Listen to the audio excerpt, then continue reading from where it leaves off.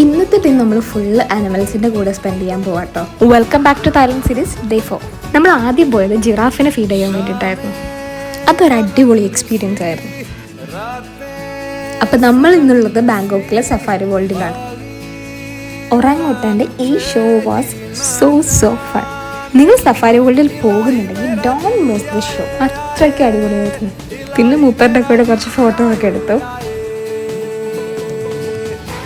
ഇവിടെ നമുക്ക് ആനിമൽസിൻ്റെ കൂടെ ഇൻട്രാക്ട് ചെയ്യാനും അവരെ ഫീഡ് ചെയ്യാനും അവരുടെ കൂടെ ഫോട്ടോസ് എടുക്കാനും പറ്റിയൊരു ഓപ്പൺ സൂ ആണ് സഫാരി വേൾഡ്.